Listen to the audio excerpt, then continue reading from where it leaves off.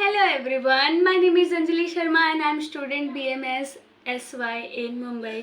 जैसा कि आप सभी जानते हैं कि मैं HRM जो हमारा सब्जेक्ट है उसे मैं कंटिन्यूअस अब पढ़ा रही हूँ, जिसमें हमारे कुछ पॉइंट्स हो भी गए और कुछ बाकी है मॉड्यूल 1 के।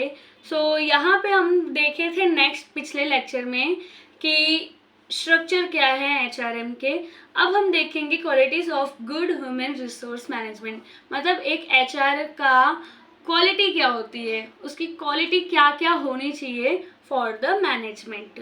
तो यहाँ पे जो है a good HR manager play a clear role to success of the company, मतलब कि एक जो HR है वो एकदम क्लियर गोल रखे और एकदम मतलब बोलते हैं ना ट्रांसपेरेंट रहे, मतलब डबल फेस ना रहे उसके, और अपने ऑर्गेनाइजेशन में सबकी हेल्प करे, अपने एम्प्लॉयज़ को साथ में लेके चले।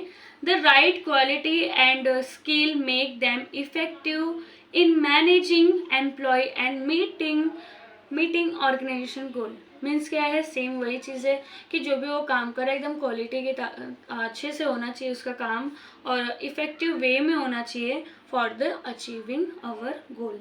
नेक्स्ट आता है यहाँ पे की quality of good human resource management, मतलब क्या है कि जो एक HR है उसके अंदर क्या क्वालिटीज़ होनी चाहिए, उसकी की क्वालिटीज़ क्या क्या होनी चाहिए।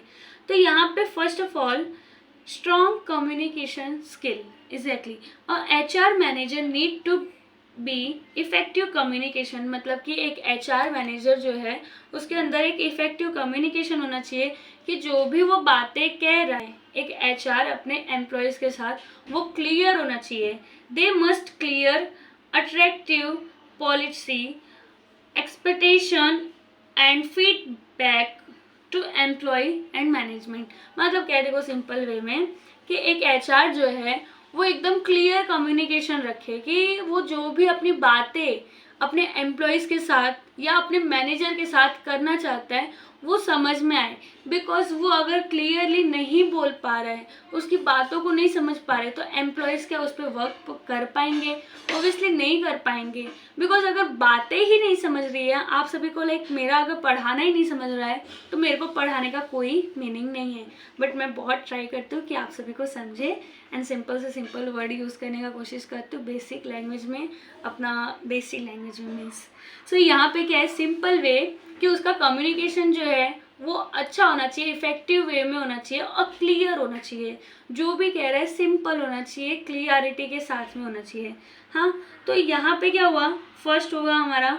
नेक्स्ट आता है एम्पैथी एंड इमोशनल इंटेलिजेंस, मतलब क्या है, a good HR manager should have a high emotional intelligence to understand the related to employ, मतलब क्या है, एम्प्लॉय कंसर्न एंड नीड्स, मतलब क्या है, एम्प्लॉयज़ के जो भी नीड्स हैं, पर्सनल हो गया, प्रोफेशनल हो गया, या फिर जो भी इश्यूज आ रहे हैं उनको, कुछ भी फाइनेंशियली इशू आ रहा है, उन चीज़ों को समझे, इमोशनली अंडरस्टैंड कर पाए एम्पैथी के साथ कि हाँ ठीक है, अगर आपको ये प्रॉब्लम आ रहा है, okay there is not big problem, सभी की लाइफ में कुछ ना कुछ प्रॉब्लम्स होते हैं, तो उन प्रॉब्लम्स को समझे, ना कि उस पर ओवर रिएक्ट करे कि ऐसा कुछ नहीं होता है, तुम झूठ बोल रहे हो, तुमको मैं छुट्टी नहीं दूंगा, तुमको कुछ अगर फाइनेंशियली इशू है तो मैं हेल्प नहीं करूँगा।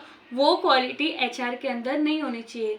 वो अपने एम्प्लॉयज़ को सपोर्ट करे, बिकॉज कहते हैं ना कि जैसे एक बिल्डिंग बनाना है तो बिल्डिंग का पहले नींव बनाना पड़ता है। नींव मीन्स पिलर्स खड़ा करने पड़ते हैं। तो वो पिलर्स जो है ना वो एक ऑर्गेनाइजेशन में अपने एम्प्लॉयज़ होते हैं।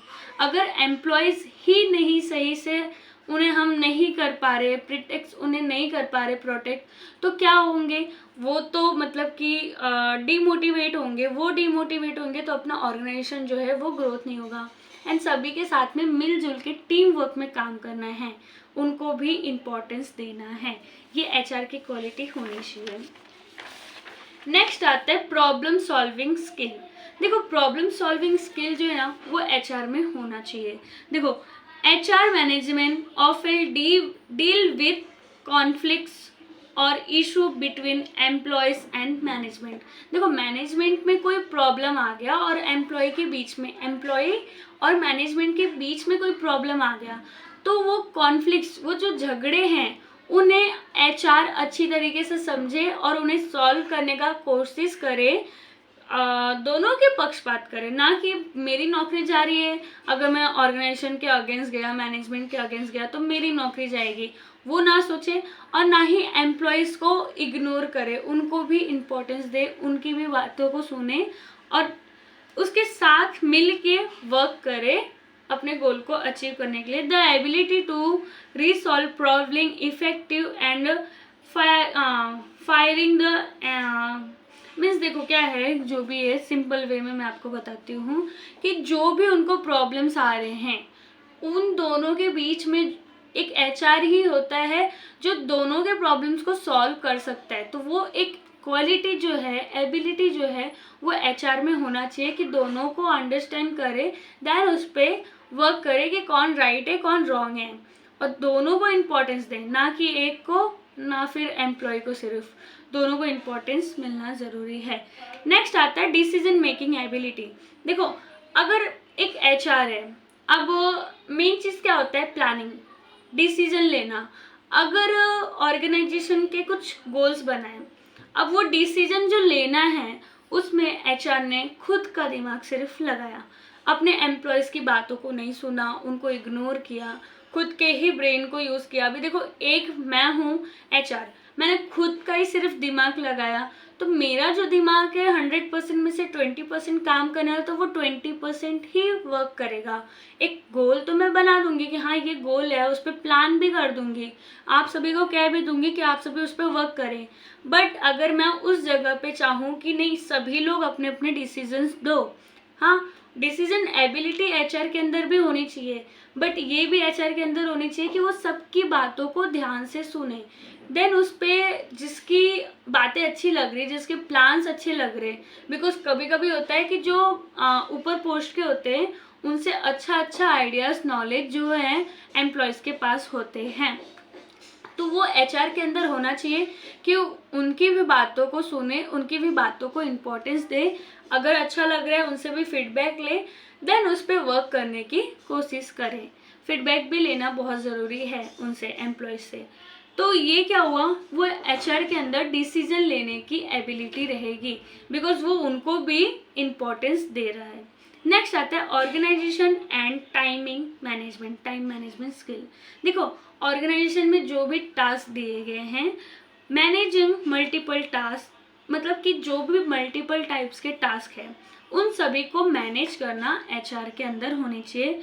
लाइक रिक्रूटमेंट हो गया, ट्रेनिंग हो गया, परफॉर्मेंस हो गया, ये सभी जितने भी रिक्वायर्ड्स है, इन सभी को एक प्रॉपर वे में टाइम टू टाइम मैनेज करना एचआर को आना चाहिए। बिकॉज देखो, एचआर के ही अंदर आप एचआर हैं, आपके ही अंदर 80%, आपके हाथ में 80% वर्क है। आप उस वर्क को टाइम टू टाइम नहीं कर रहे, तो ओबियसली जो एम्प्लॉयज़ है, अब मैं एम्प्लॉयज़ हूँ, आप अगर अपने काम को टाइम से नहीं कर रहे तो क्या मैं चाहूँगी करना? बिकॉज मेरे पास तो ऑप्शन रहेंगे कि भाई मेरे से जो ऊपर है वही नहीं कर रहा, तो मैं क्या करूँ। बट अगर आप एकदम प्रॉपर वे में काम कर रहे हैं तो मैं भी चाहूँगी कि हाँ आप करें, तो एक मैं एम्प्लॉय हूँ तो मैं भी उस काम को अच्छी तरीके से करूँ। तो ये जो है ना, ऑर्गेनाइजेशन में टाइम को मैनेज करने की स्किल जो है, एबिलिटी जो है, वो एचआर में होनी चाहिए। नेक्स्ट आता है अडेप्टिबिलिटी। देखो, चेंजेस हमेशा ऑर्गेनाइजेशन में होते रहते हैं टाइम टू टाइम। टेक्नोलॉजी हो गया या फिर कोई भी चेंजेस आ रहे अपने ऑर्गेनाइजेशन में, उसे अडेप्ट करना होना चाहिए। देखो, चेंजेस जो है ना, सिर्फ टेक्नोलॉजी का नहीं हो सकता, चेंजेस हमारे एनवायरनमेंट का भी हो सकता है कि हमने जो प्रोडक्ट बना है जिसका सेलिंग कर रहे हैं, अब वो प्रोडक्ट्स जो है ना एनवायरनमेंट को हार्म कर रहा है, बाकी लोग हमारे ऊपर केस ठोक रहे हैं, तो हमें क्या करना पड़ेगा, कुछ ना कुछ उसे अपडेट करना पड़ेगा, उस चेंजेस को अडेप्ट करना पड़ेगा कि ठीक है, ये जो हम यूज़ कर रहे थे अपने प्रोडक्ट के लिए, ये सभी मटेरियल्स हमें एनवायरनमेंट को हार्म कर रहा है, तो उसको चेंज करके कुछ और करना पड़ेगा, कुछ अलग करना पड़ेगा। तो ये चेंजेस जो हैं उसके अंदर होने चाहिए कि चेंजेस को इजीली अडेप्ट कर पाए। HR manager need to be flexibility and adapt to any changes, उस पर वर्क करें। ये चीज़ें क्या होनी चाहिए, एक एचआर के अंदर होना चाहिए। जैसे कि ऑर्गेनाइजेशन गोल हो गया, उसमें चेंजेस आ गए, टेक्नोलॉजी में आ गया, लेबर ले में आ गया, कोई भी अलग अलग चेंजेस होते हैं। हर वक्त टेक्नोलॉजी ही नहीं चेंजेस होते हैं, अपने गोल्स में भी चेंजेस लाने पड़ते हैं। तो उन सभी चीज़ों को फ्लेक्सिबिलिटी के साथ में तुरंत अडेप्ट कर पाए, ये एचआर के अंदर होनी चाहिए। नेक्स्ट आता है कॉन्फिडेंटली। कॉन्फिडेंटली मतलब क्या हुआ? एचआर मैन भी handle servant information such as a salary dealer, personal issue and professional datas. मतलब क्या है कि जो भी उसके पर्सनल इश्यूज आ रहे हैं, प्रोफेशनल डेटास में जो भी चीज़ें आ रही हैं, उसे कॉन्फिडेंट के साथ में अडेप्ट कर पाए, उसे वर्क जो है उस पर कॉन्फिडेंट के साथ में कर पाए। सो यहाँ पे हमारे कुछ ही पॉइंट्स थे, जो कि 7 पॉइंट्स क्वालिटीज़ ऑफ एचआरएम की, एचआर के अंदर क्या क्या क्वालिटीज़ होनी चाहिए। और भी पॉइंट्स हम अपने से ऐड कर सकते हैं, बट 7 पॉइंट्स इट्स इनफ अपने 7-8 मार्क्स के लिए अगर देखा जाए तो। और अगर एक्स्ट्रा सीखना है तो आप और भी सीख सकते हैं कहीं और से भी ढूंढ के, क्योंकि ये जो पॉइंट्स है ना, सिर्फ ये नहीं है कि बस ये स्पेशली 12 पॉइंट है तो 12 ही रहेंगे, आप ऐड नहीं कर सकते, आप माइनस नहीं कर सकते, आप और भी ऐड कर सकते हैं एज योर विश।